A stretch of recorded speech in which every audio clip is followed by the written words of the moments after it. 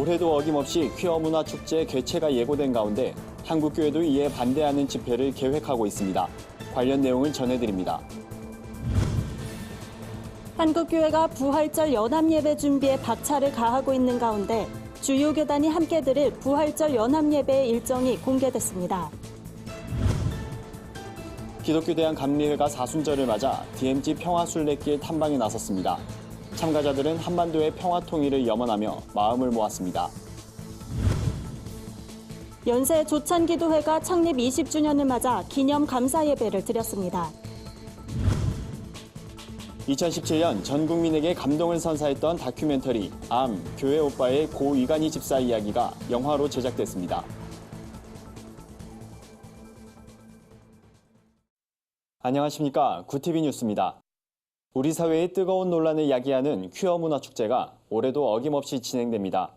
이에 보수적 성향을 가진 한국교회 일부 교단들도 반대 집회를 열겠다고 밝혔는데요. 가정의 소중함과 진정한 사랑의 의미를 전하는 내용으로 구성하겠다는 계획을 전했습니다. 홍희연 기자가 보도합니다.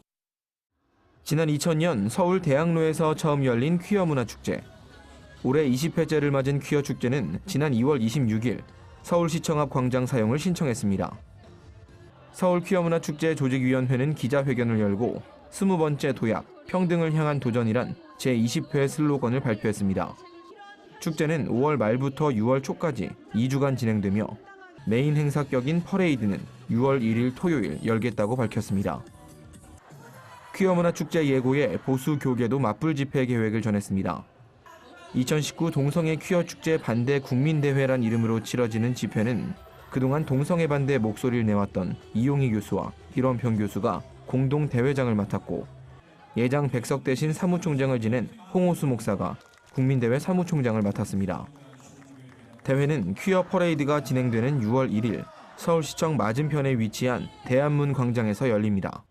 이 동성애의 확산을 막지 못하면 우리 청소년들, 청년들의 미래, 또 가정, 사회 이런 심각한 위험에 빠질 것이 자명하기 때문에 이번 대회는 교계 시민단체를 중심으로 가정의 소중함을 일깨우는 프로그램을 주로 전개할 예정입니다. 남녀의 만남과 가정의 중요성을 강조하는 내용으로 기독교인을 비롯한 범국민적인 대회를 만들겠다는 취지입니다. 다만 국민대회 전엔 교단별 거점교회를 선정해 4주간 특별 기도회를 열겠다는 계획을 세웠습니다. 한국 교회가 동성애를 막는 데 있어서 국민들에게 오해를 주지 않도록 그런 면에서 이 역할을 좀 분리하는 게 좀 지혜롭지 않나 그렇게 생각을 했기 때문에 이렇게 분리를 좀 한 것입니다. 한편 국민대회는 동성애 문제에 지속적으로 대응하기 위해 비영리단체 설립을 논의하고 있습니다. 국민대회 준비위원회는 지난 3월 22일 열린 실행위에서 해당 안건을 다루고 대회장과 사무총장에게 관련 절차를 위임하기로 결정했습니다. 구티비 뉴스 홍우연입니다. 한국교회가 부활절 연합예배 준비에 박차를 가하고 있습니다. 대한예수교 장로회 합동과 통합, 기독교 대한하나님의 성회 등 주요 교단이 함께 드릴 한국교회 부활절 연합예배도 윤곽이 잡혔습니다. 예배는 이달 21일 오후 3시 여의도 순복음교회에서 드려집니다. 주제는 부활의 생명을 온 세계로 정해졌으며 표어는 예수와 함께, 민족과 함께입니다. 설교자로는 기독교 대한감리회 전명구 감독회장이 나서며 대회사는 대한예수교 장로회 합동 이승희 총회장, 환영사는 기독교 대한하나님의 성회 이영훈 대표 총회장이 맡게 됩니다. 한국교회 부활절 연합예배위원회는 기자간담회 자리에서 부활절 연합예배를 통해 예수 그리스도의 사랑을 세상에 드러내겠다고 말했습니다. 지난해 4월 27일 한반도의 평화의 분위기를 조성했던 남북 정상회담이 있었습니다. 감리회는 사순절과 동시에 남북 정상회담 1주년을 맞아 철원 일대의 비무장지대를 방문했습니다. 참가자들은 한반도의 평화 통일을 염원하며 마음을 모았습니다. 현장에 오현근 앵커가 다녀왔습니다. 1년 전 판문점 남북정상회담은 한반도의 평화의 분위기를 조성하는 토대가 됐습니다. 이로부터 1년이 지난 시점에 감리교 본부가 비무장지대 평화순례길에 나섰습니다. 감리교는 사순절의 DMZ 평화순례로 민족의 고난과 분단의 아픔을 체험하고자 이번 행사를 마련했다고 행사 취지를 밝혔습니다. 4.27 인간 평화의 띠 잇기 행사에 앞서서 이것을 먼저 순례함으로써 온 국민들이 참여해서 남북 통일을 이루는 그러한 그 발화점이 됐으면 좋겠다. 그런 마음에서 이번 행사를 하게 됩니다. 감리회는 한국전쟁 이전에 사용됐던 옛 노동당사 방문을 시작으로 평화전망대와 국경선 평화학교, 옛 모습이 남아있는 월정리역 등을 방문하며 한반도 통일의 필요성을 느끼는 시간을 가졌습니다. 특히 노동당사 앞에서 열린 작은 음악회는 연주자의 색소폰 소리가 더해지면서 참가자들의 큰 호응을 이끌어냈습니다.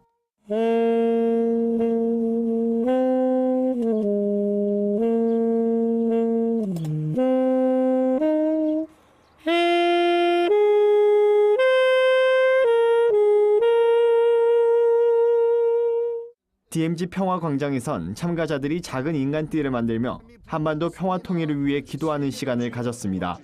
전명구 감독회장은 애국애족했던 감리교가 한반도 평화를 위해 철원 지역을 먼저 방문하고 기도했다는 데 큰 의미가 있다고 설명했습니다. 비무장지대와 북한의 초소, 마을을 볼 수 있는 평화전망대에선 한국전쟁 당시 동족상잔의 비극이 일어났던 현장이 한눈에 펼쳐졌습니다. 높았던 봉우리가 수십만 발의 포탄으로 낮아지면서 연기가 흰 말의 형상을 나타냈던 백마고지는 당시의 비극을 더욱 실감하게 했습니다. 판문점 선언 1년이 되는 27일엔 약 500km에 달하는 전 구간에 걸쳐 DMZ 평화 인간띠 있기 행사가 열릴 예정입니다. 민족의 아픔을 돌아보고 평화로 나아가는 길목에서 더욱 한마음이 되는 한국교회가 되길 기대해봅니다. 구티비 뉴스 오현근입니다. 언더우드 선교사의 기독교 정신을 회복하고 학원 복음화에 헌신하기 위해 세워진 연세 조찬기도회가 창립 20주년을 맞았습니다. 연세 조찬기도회는 감사 예배를 드리고 앞으로도 기도 사역에 매진할 것을 다짐했습니다. 인사말을 전한 이효종 회장은 오늘 20주년 감사 예배를 기점으로 연세대학교가 하나님의 진리를 전하는 성숙한 기독교 대학이 되길 바란다며 연세 조찬기도회는 앞으로도 한마음으로 기도하는 일에 헌신하겠다고 말했습니다.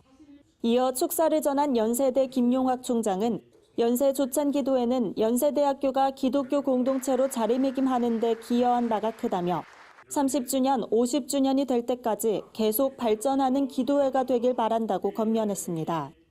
이날 감사 예배에선 연세 조찬기도회의 20년 역사를 집대성한 20년사 헌정도 함께 이뤄졌습니다. 기념책자엔 지난 20년간 이어진 기도회 설교문과 사진, 관계자들의 인터뷰 등이 담겼습니다. 지난 2017년 전 국민에게 감동을 선사했던 다큐멘터리 암, 교회 오빠의 주인공 고 이간희 집사의 이야기가 스크린에 오릅니다. 고 이간희 집사의 마지막 삶이 큰 감동을 선사할 예정입니다. 딸 소연이를 출산하고 행복한 가정을 꿈꾸며 평범한 일상을 살던 고 이간희 집사와 오은주 집사. 고 이간희 집사는 딸이 태어난 지 얼마 안 돼 대장암 4기란 절망을 맞닥뜨리게 됩니다. 하지만 이 고난은 거기서 끝나지 않았습니다. 어머니가 충격으로 세상을 떠났고 아내 오은주 집사에게도 혈액암 4기 진단이 내려졌습니다. 비현실적인 고난을 마주하게 된 고 이간희 집사는 그럼에도 불평하고 좌절하지 않았습니다. KBS 다큐멘터리를 통해 알려진 이 집사의 사연은 보는 이들에게 큰 감동을 선사하며 깊은 여운을 남겼습니다. 다큐멘터리를 제작한 이호경 감독이 영화의 메가폰을 다시 잡았고 고난 속에도 믿음을 지키며 충실된 하루를 살기 위해 노력한 고 이간희 집사의 삶이 영화로 기록됐습니다. 감동실화 영화 교회 오빠는 오는 5월 16일 관객들을 찾아올 예정입니다.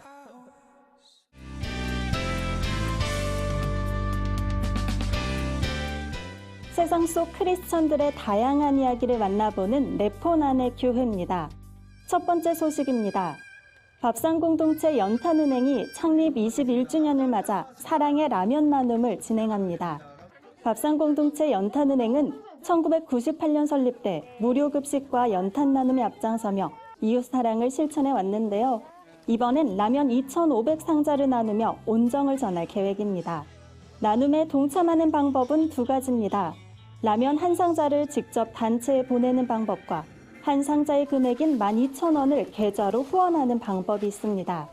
후원으로 마련된 라면 상자는 강원도 원주 지역에 거주하는 어르신 2,500가구에 전달될 예정입니다.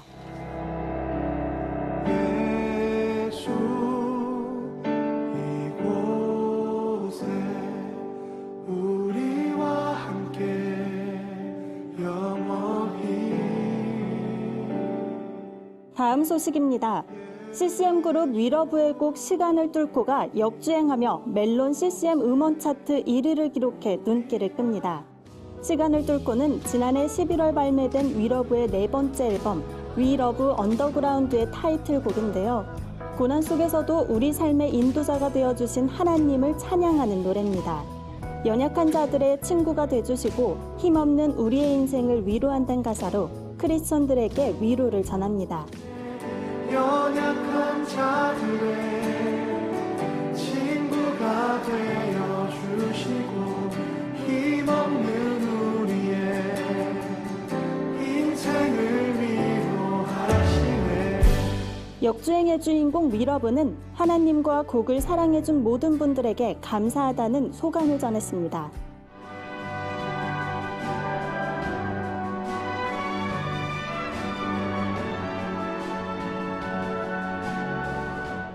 마지막 소식입니다.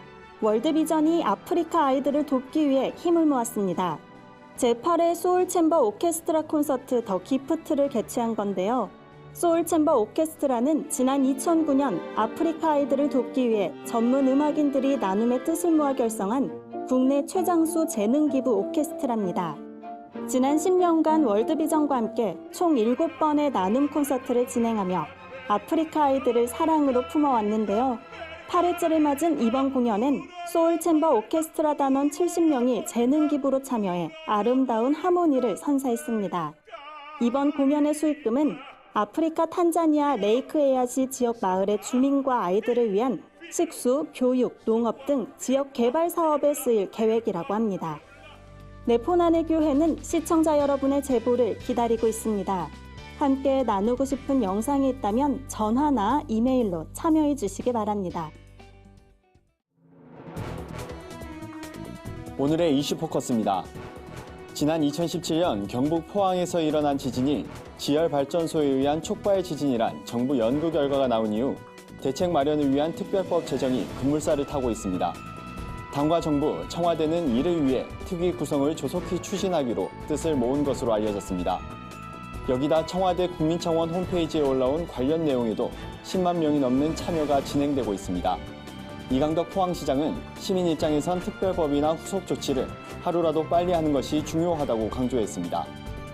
최근 SK와 현대그룹 3세들이 마약을 투약했다가 경찰에 입건되는 등 재벌가 자제들이 마약에 손을 댔다가 적발되는 사례가 끊이지 않고 있습니다. 대다수가 해외 유학파 출신인 이들이 외국에서 좀 더 쉽게 마약을 접한 뒤 국내에 돌아와서도 이를 끊지 못하는 게 그 이유입니다. 대한민국 법률은 대한민국 국민에게 적용된다는 속인주의에 따라 대마가 허용된 국가라도 적발 시 처벌 대상이 된다고 경찰은 설명했습니다. 금단의 땅 비무장지대가 둘레길로 개방될 전망입니다. 정부는 DMZ와 연결된 3개 지역을 가칭 DMZ 평화 둘레길로 이름 붙이고 이달 말부터 단계적으로 개방하는 계획을 발표했습니다. 대상 지역은 9.19 남북 군사 합의에 따라 감시초소 철거, 유해 발굴 등 긴장 완화 노력이 이뤄지고 있는 고성과 철원, 파주 등 3곳입니다. 이르면 이달 말 고성 지역부터 시범 운영에 들어가고 방문객들은 우리 군의 경호 지원을 받게 됩니다. 첫 시범 지역인 고성 방문 신청은 행안부와 한국관광공사 홈페이지에서 접수하고 추첨으로 참가자를 결정하게 됩니다. 내년부터 스마트폰 품질 보증 기간이 1년에서 2년으로 늘어날 전망입니다. 공정거래위원회는 이러한 내용이 담긴 소비자 분쟁 해결 기준을 개정해 3일부터 시행한다고 밝혔습니다. 그동안 삼성전자나 LG전자 등 국내 스마트폰 제조사들은 해외 일부 국가에서 같은 기종인데도 2년간 보증해주면서 역차별이란 지적이 제기돼 왔습니다. 다만 배터리는 제품 주기가 짧아 현행 1년을 유지하고 해외 부품 조달과 협력업체 계약 조건 협의, 품질 보증서 변경 등 준비 기간을 고려해 내년 1월 1일 시행하기로 했다고 공정위는 밝혔습니다. 주요 단신입니다. 낙태죄 폐지 반대 국민연합 등 65개 단체가 낙태죄 폐지를 반대하는 서명자가 120만 명을 넘었다고 밝혔습니다. 단체는 낙태죄에 반대하는 시민들이 늘고 있는 만큼 헌법재판소는 낙태죄 합헌 결정을 내려야 한다고 주장했습니다. 기독교 윤리실천운동이 국회 기획재정위원회를 통과한 종교인의 퇴직소득세 개정안에 반대 의견을 표했습니다. 기윤실은 성명을 내고 특정 종교인에게만 특혜를 주는 법안은 필요하지 않다며 법안을 부결시켜달라고 주장했습니다. 예수교 대한성결교회 부흥사회가 제20대 총재와 제36대 대표회장 취임식을 가졌습니다. 총재엔 두란노교회 이상문 목사, 대표회장엔 횃불교회 윤맹성 목사가 추대됐습니다. 예성 부흥사회는 취임 감사 예배를 드리고 신임 임원들에게 감사패를 전달했습니다. 한국기독교서회협회가 제11회 대한민국 기독교 서회전람회 공모전을 개최합니다. 국내외에 거주하는 만 19세 이상이면 누구나 작품을 출품할 수 있습니다. 접수는 6월 13일 백악미술관으로 현장 방문해야 하며 입상작은 7월 11일부터 17일까지 백악미술관에서 전시됩니다. 이상으로 뉴스를 마칩니다. 구티비 뉴스는 인터넷 신문 데일리 굿뉴스를 통해서도 보실 수 있습니다. 시청해주신 여러분 고맙습니다.